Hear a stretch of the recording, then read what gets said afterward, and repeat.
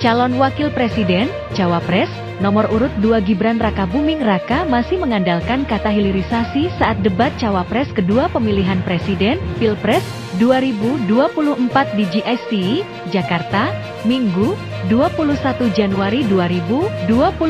Dikutip dari Antara, Senin, 22 Januari 2024, pada debat Cawapres 22 Desember 2023. Gibran Rakabuming Raka juga menyebutkan cukup sering kata hilirisasi. Pada debat keempat Pilpres 2024, Antara mencatat Gibran mengucapkan kata hilirisasi sebanyak 12 kali di dalam debat yang mempertemukan Cawapres tersebut.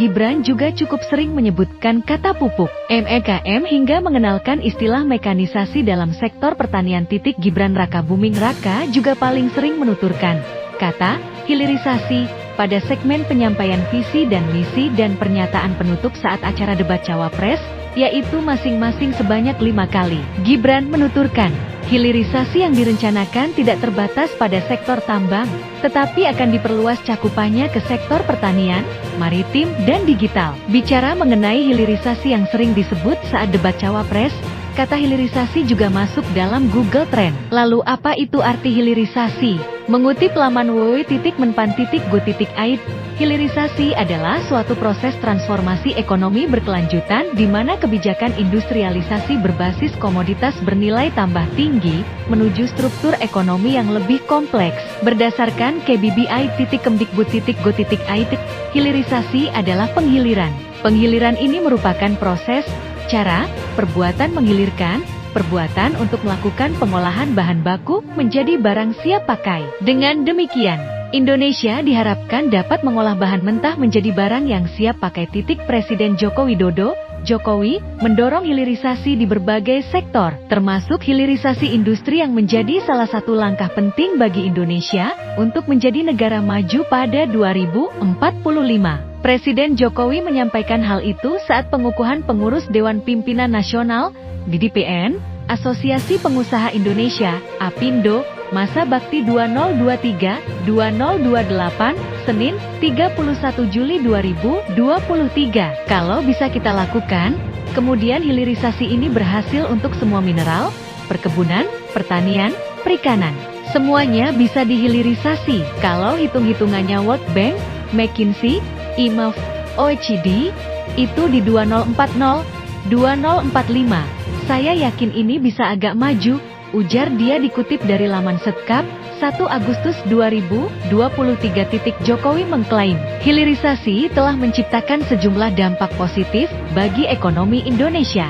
Di antaranya, membuka kesempatan kerja signifikan. Di Sulteng, sebelum hilirisasi, hanya 1.800 tenaga kerja yang terangkut di dalam pengolahan nikel. Setelah hilirisasi, menjadi 71.500 tenaga kerja yang bisa bekerja karena ada hilirisasi nikel di Sulteng, tutur Jokowi. Jokowi menambahkan, hilirisasi juga berkontribusi besar pada pendapatan negara. Pada 2014-2015, Jokowi mengatakan, pemerintah hasilkan kurang lebih 31 triliun rupiah dari ekspor bahan mentah. Setelah hilirisasi, menjadi 510 triliun rupiah. Kembali lagi, dari USD 2,1 bilion melompat menjadi USD 33,8 bilion. Jadi, melompatnya berapa kali? Ini baru beberapa turunan saja. Ia menambahkan.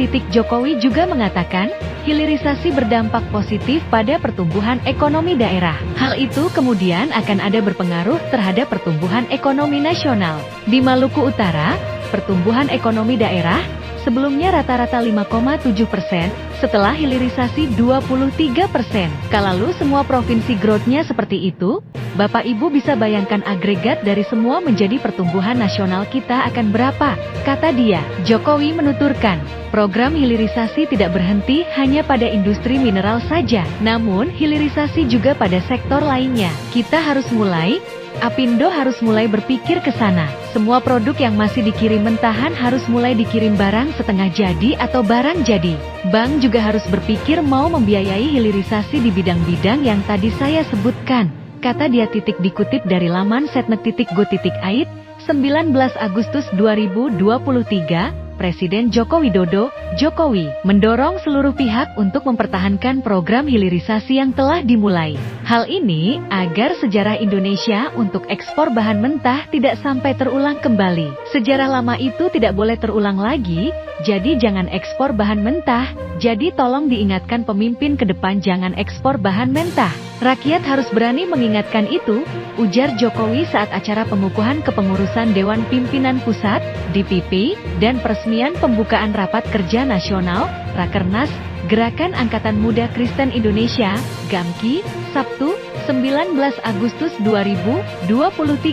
Namun, untuk mendorong program hilirisasi tersebut, juga ada sejumlah tantangan. Dikutip dari Indonesia.go.id, Menteri Perindustrian Agus Gumiwang Kartasasmita mengungkapkan dua tantangan dalam target penghiliran. Pertama, dari sisi internal yakni kesediaan infrastruktur dan energi baik itu berupa jalan, pelabuhan, dan listrik di Pulau Jawa terutama untuk mendukung kegiatan smelter. Kedua, dari aspek sumber daya manusia (SDM). Pembangunan smelter mendorong kebutuhan SDM untuk operator smelter yang akan meningkat. Ketiga, dari aspek teknologi dan modal, butuh dukungan untuk riset. Keempat, tantangan internal dari sisi logistik. Dukungan logistik, supaya produk smelter efisien untuk disalurkan ke seluruh Indonesia, sehingga tidak perlu diekspor, ujar Agus. Dari tantangan eksternal, ada resistensi dari pihak luar negeri terhadap kebijakan penghiliran dan industri, serta produk penghiliran. Pemerintah terus bertekad untuk memperkuat hilirisasi di sektor industri manufaktur, sebab bukti nyata sudah ada, yakni multiplier efek bagi perekonomian nasional, antara lain adalah meningkatkan nilai tambah bahan baku dalam negeri, menarik investasi masuk di tanah air, menghasilkan devisa besar dari ekspor, dan menambah jumlah serapan tenaga kerja, tutur Agus.